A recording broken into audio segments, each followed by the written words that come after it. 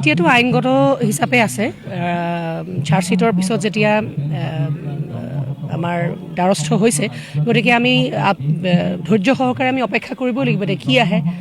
আৰু এইটোতো এতিয়াই ন্যায় প্ৰদান হোৱা নাই নহয় এতিয়া চাৰ্জশ্বিটখনে দাখিল কৰিছে আদালতে ন্যায় দিব যেতিয়া গোটেই কেছটো চলিব তাৰ পাছত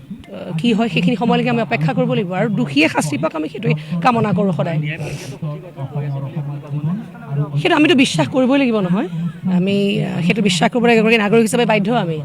আৰু হোৱাটো উচিত নহয় জানো এগৰাকী মহান শিল্পীৰ প্ৰয়াণৰ পিছত যদি তেখেতৰ ওপৰত চলা তেখেতৰ দোষীসমূহৰ ওপৰত চলা বিচাৰটো যদি সঠিক ৰূপে নচলে তেতিয়াহ'লে এইখন সমাজত কি থাকিলে আৰু জুবিন গাৰ্গৰ নিচিনা এগৰাকী ব্যক্তি এগৰাকী শিল্পী সত্তাই আমাৰ মাজৰ পৰা এনেকৈ হেৰাই যোৱাটো আমাৰ কাৰণে ডাঙৰ কথা আচলতে গতিকে পৰিৱেশ পৰিস্থিতি কি হৈছে সমাজখনত সেইবোৰ বহুত চিন্তাৰ বিষয় হৈ যায় আমাৰ কাৰণে বিশেষকৈ আমিও যিহেতু এনেকুৱা সৃষ্টিশীল কামৰ লগতে জড়িত হৈ আছোঁ